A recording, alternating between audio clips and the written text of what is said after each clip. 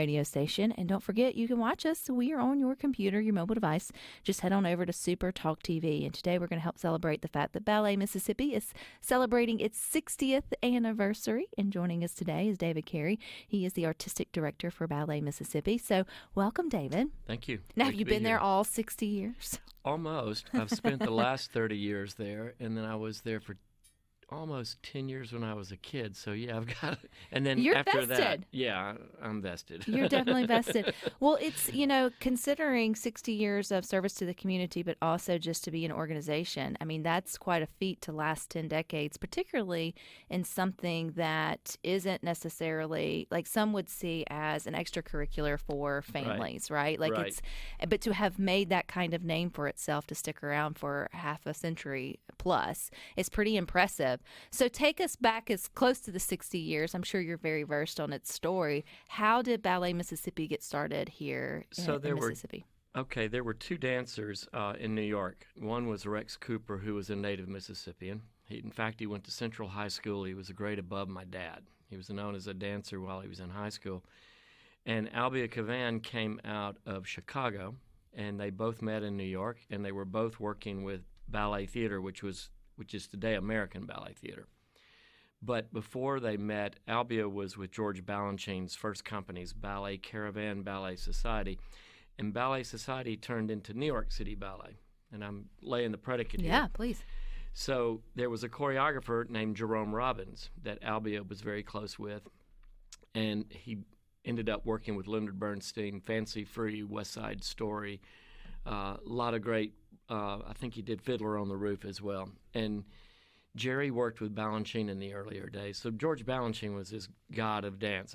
Lincoln Kirsten was a aristocrat coming out of Massachusetts, Harvard.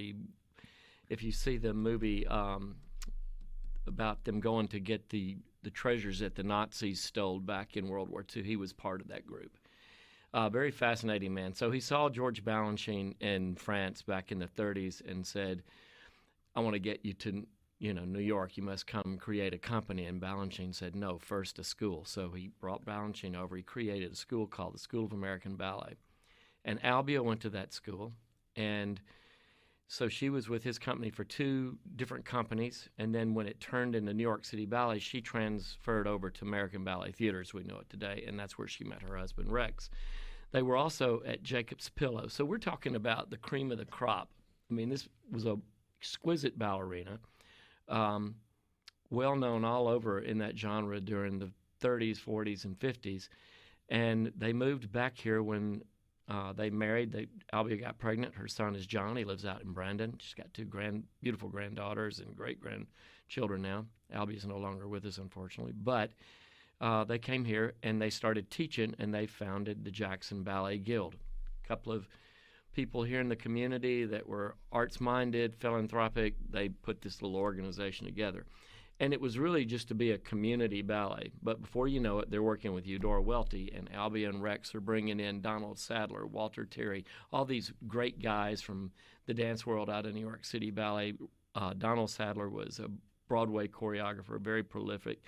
And they brought in all these crazy people that were just, that you would only read about in magazines. And they started creating great dancers, and the school grew. And so I went into it in 1971, I believe. I was 13 years old.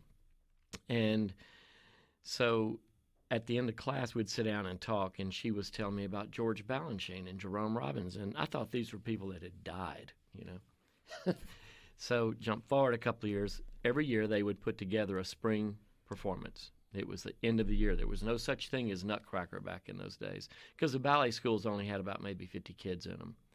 And those were just names I heard. And one spring, we brought in these two dancers from New York City Ballet, and my parents happened to be hosting them when they first came in, and they said, you need to come down to this hotel and meet these two people. It was Patricia McBride, a great celebrated ballerina with New York City Ballet, and her French husband, Jean-Pierre Bonfou. So I was about 14 or 15 at the time, and we were having lunch, and Jean-Pierre says, so do you want to pursue dance? And I said, yeah, I really would. I'd love to come to New York and, study one day. I was a kid. I didn't know anything. Then he says, well, why don't you come to the School of American Ballet where Mr. Balanchine, that's his school? And I said, he's still alive? And they laughed because dumb Southern kids knew nothing. So I went to that school when I was turning 16. I had an apartment that ended up being by myself, and for 5 weeks I went to school every day, studied, took care of my meals, my laundry, did everything by myself.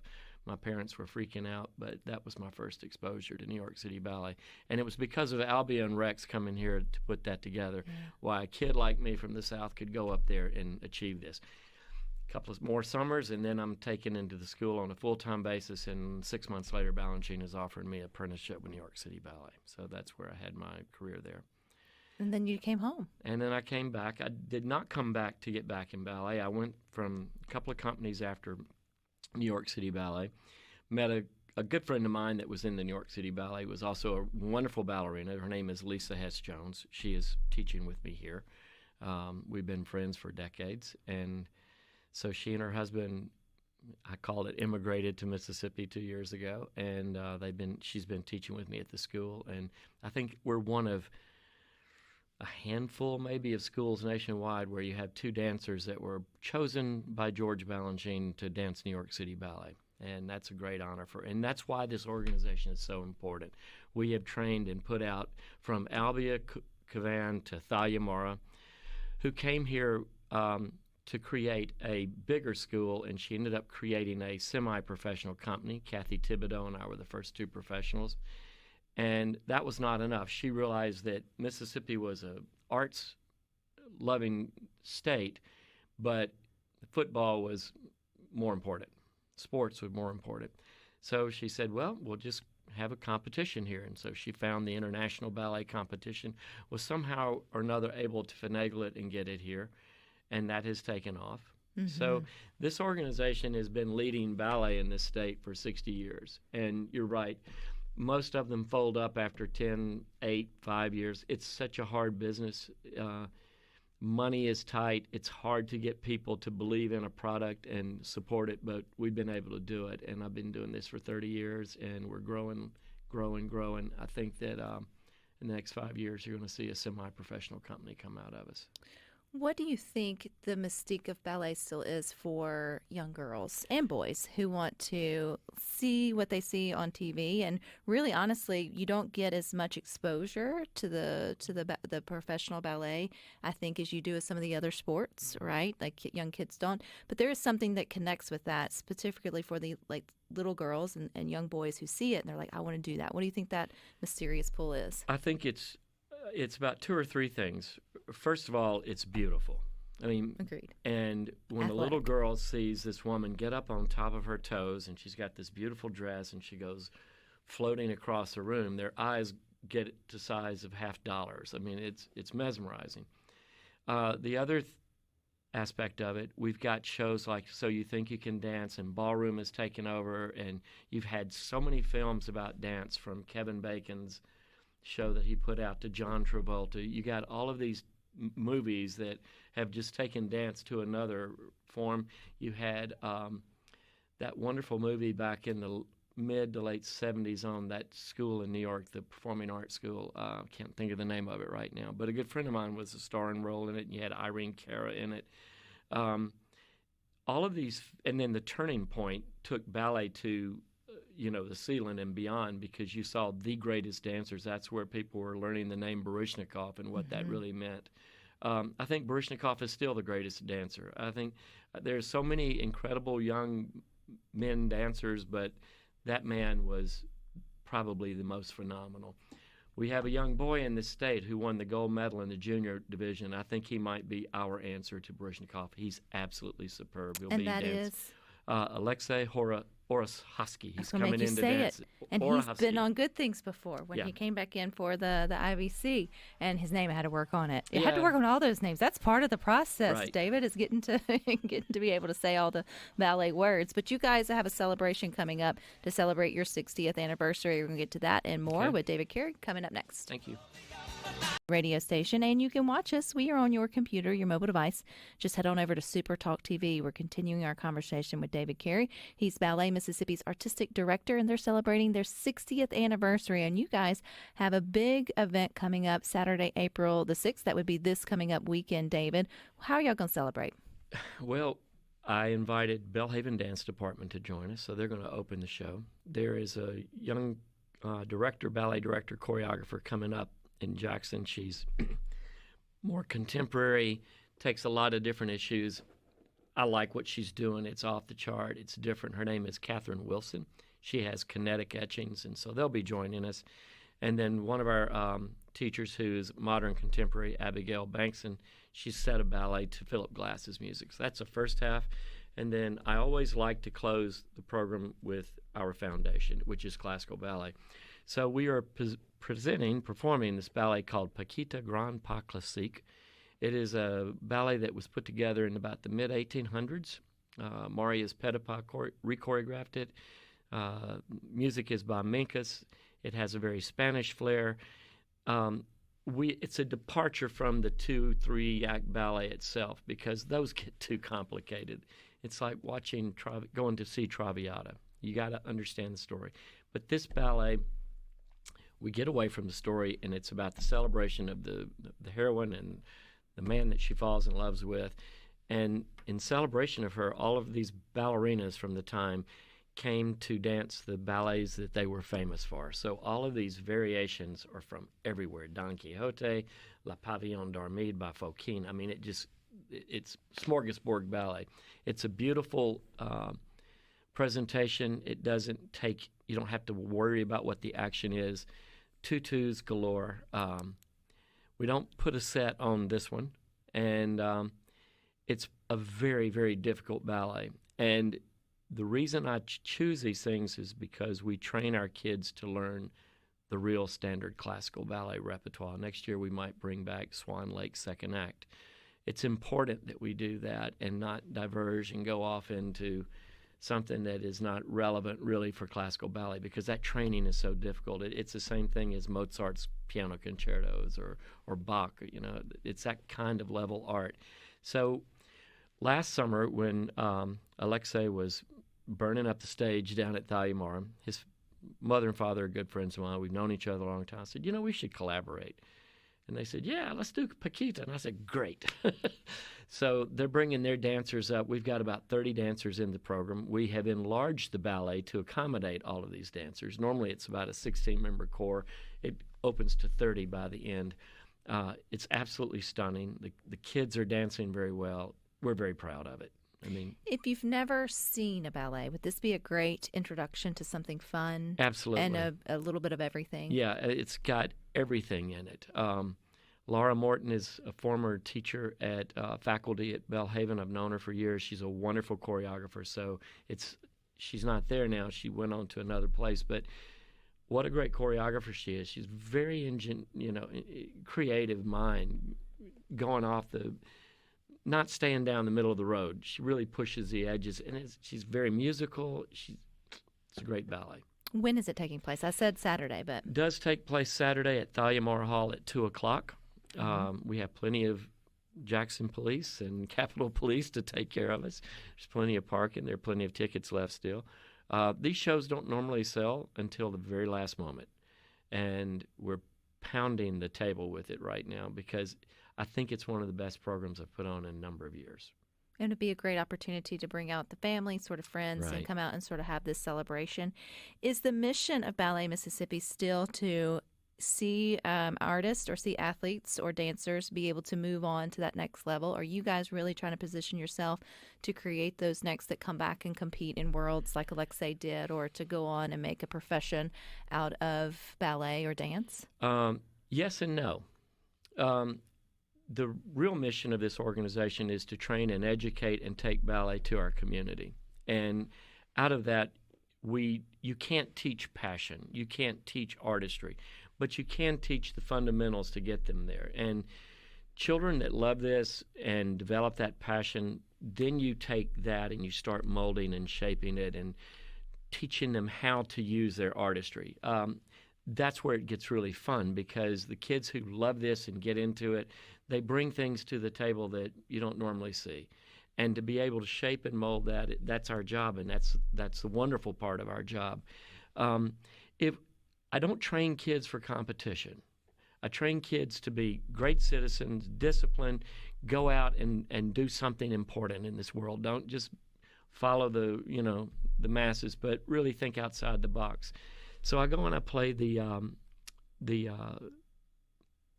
every year the UMC Medical School does a thing where they appoint their graduating doctors, and I can't tell you how many of those kids are former ballet students of mine.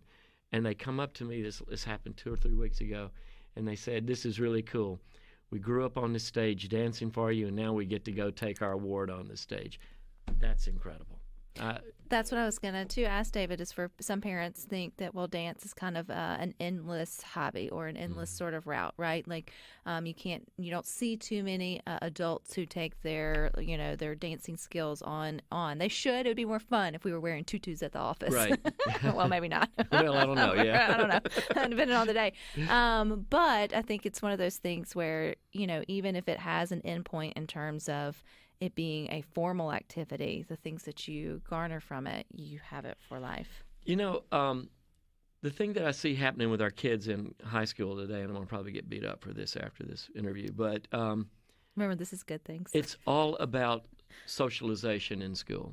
I mean, the world has changed how we're putting kids from high school to college. The demands at college are changing, the requirements. The colleges are really putting a pretty heavy burden on all these kids to be in a sport, to do this, and you got to rack and stack all of your activities up. Ballet is not an activity. Classical music or jazz is not an activity. It's either a passion and it's something you love and you get into, and it's not about socialization. It's about this art that takes you to all of those places. It is a incredible performing, entertaining tool for a community to have this. I mean, if I there's a ballet that I want to put down in Smith Park in the summer. I've got the composer, he's no longer living, a great guitar player, he wrote this story. But I would love to put that out in Smith Park and watch people come there during the lunch hour, because it's about an hour-long deal, and be able to see that and hear that kind of music and then go back to their office and tell me how you feel then. Because it does something to your soul. It does something to your intellect. It makes us look at the world differently. If there's anything that can unite people in this country or in this world, it's the arts. There's nothing to argue about, first of all. It's something everybody can enjoy.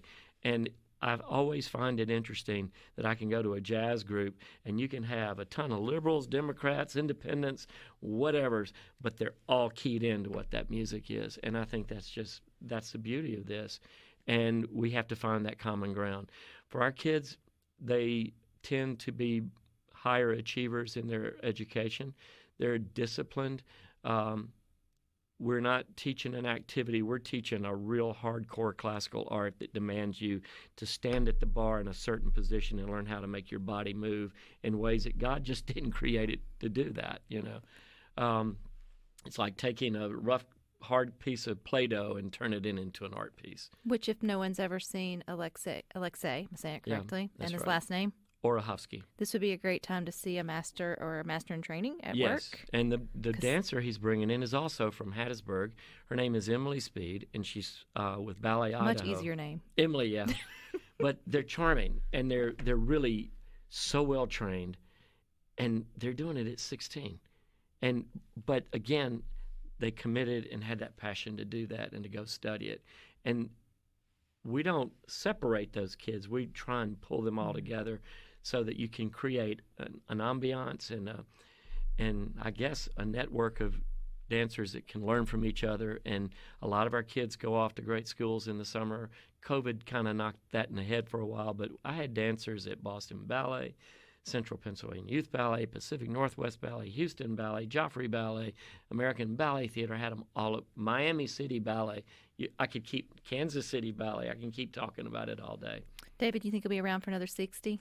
No, but I know I've got 5 really strong years before I want to go do something else. I I'm just feel like you kidding. got more than that in you. If people want tickets to the ballet or learn more about Ballet Mississippi, where do they go? So they go to our website, balletms.com, and Allison Muirhead has created a beautiful website that you can go and hit the spring performance or the Ballet and Blues fundraiser that's coming up April 26th at the plant with Nick Wallace, our chef. And there's just, I mean, it's all there. You go and you look at and read and buy what you want. Well, congratulations on 60 years of ballet here in Mississippi. Thank you. You guys stick with us. We got more for you coming up next.